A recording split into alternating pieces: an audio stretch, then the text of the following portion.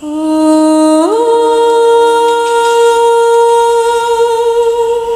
gods gave her powers, but her pride took it away. People of the land, gather close, because tonight I'll tell you a story. In the beginning, before memory wore the face of time, there was a small village called Umuife. And though small, it was a place where the visible and the invisible danced together beneath the moon. The people of Umuife lived close to the pulse of nature. They knew when the spirits were pleased, and they felt when the ancestors frowned. And it was into this sacred soil that a child unlike any other was planted.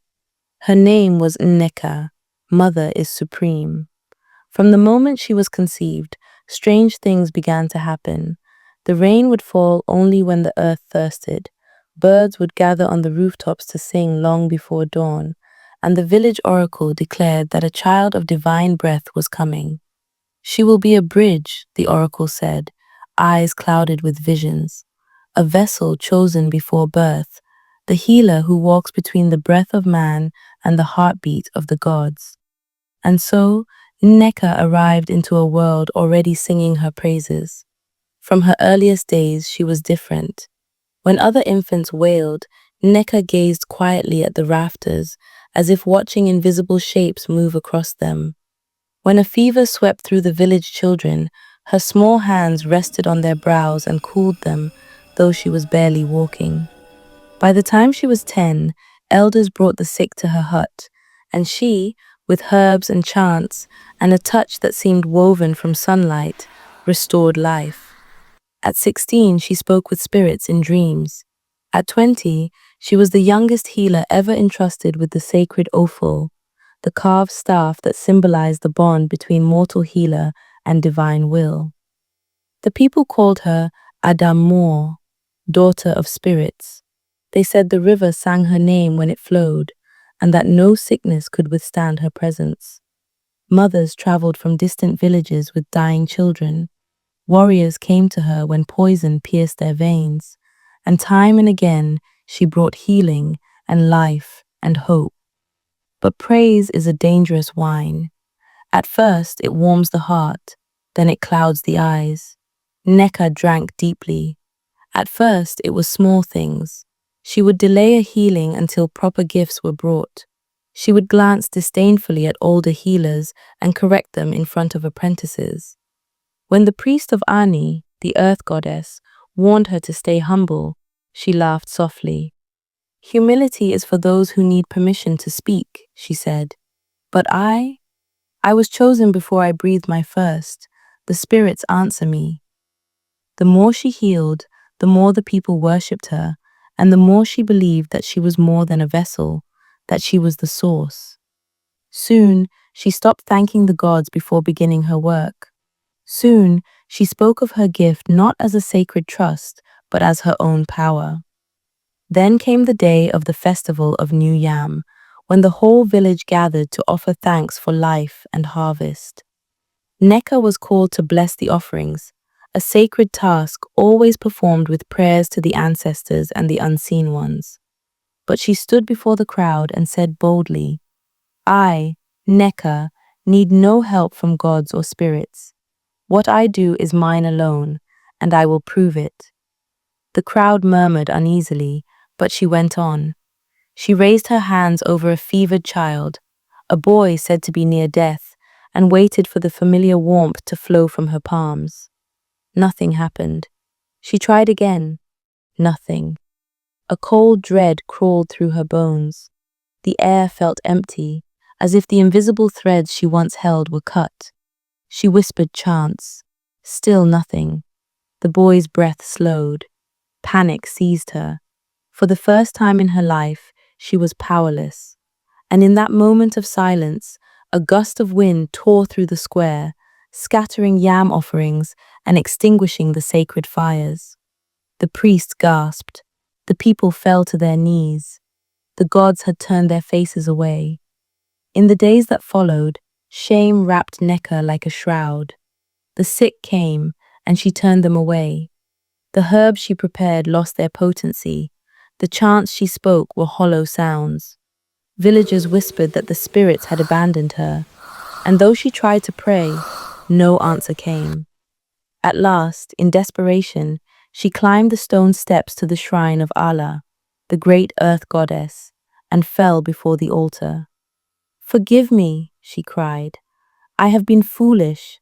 I have forgotten the source. Return my gift to me, I beg you."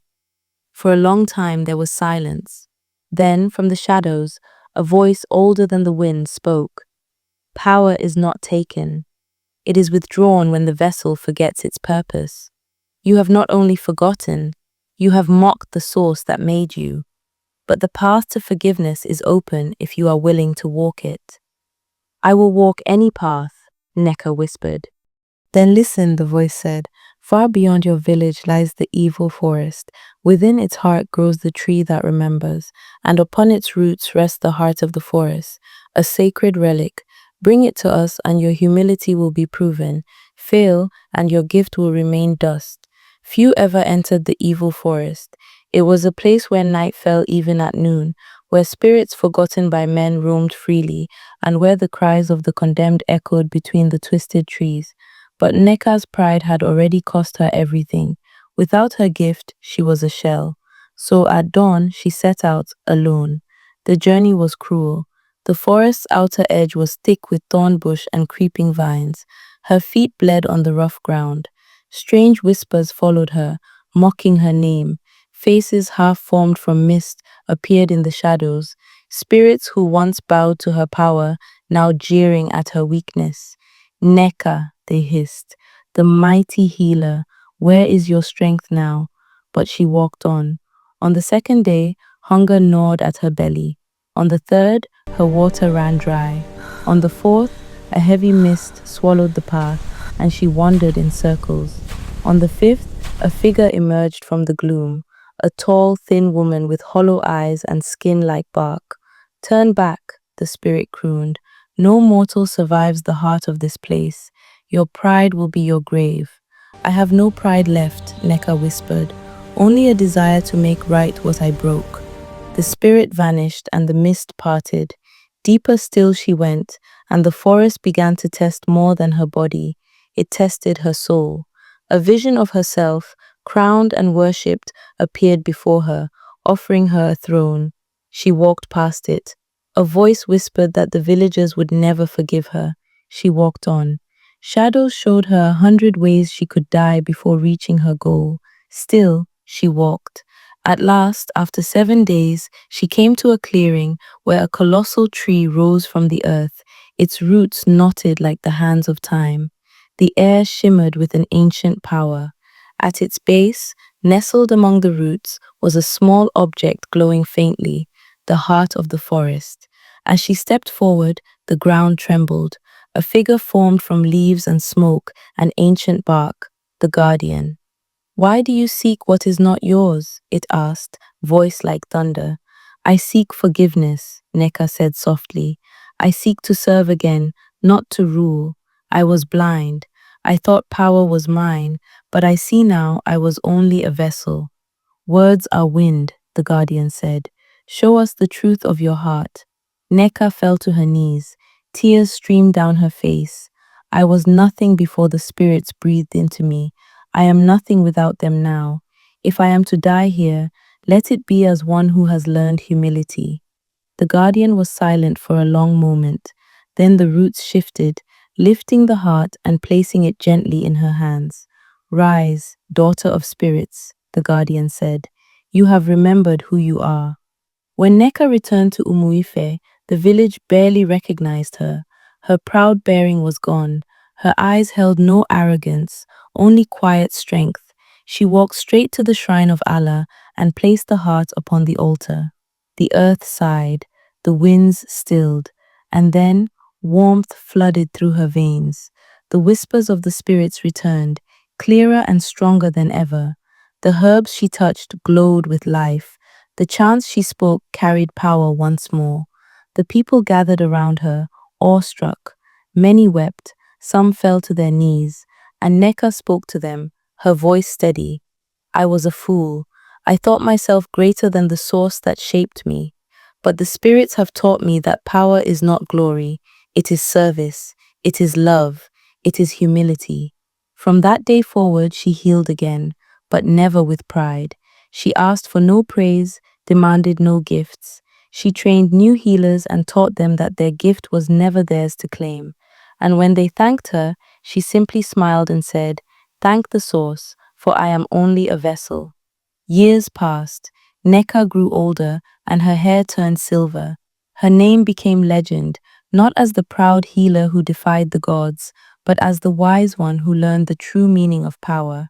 Songs were sung of her journey, children were taught her story by firelight, and even when she returned to the ancestors, her name lingered like a blessing. For in the end, the gods had not taken her gift to punish her, they had done it to teach her, and through her, to teach all humankind. And so, the people of Umuife still say, "A vessel that boasts of the wine it carries soon runs dry." Humility is the path to strength, service is the heart of power, and the proud healer who walked through darkness to find the light again will forever remind us that even in our greatest heights, we must never forget the hands that lifted us there.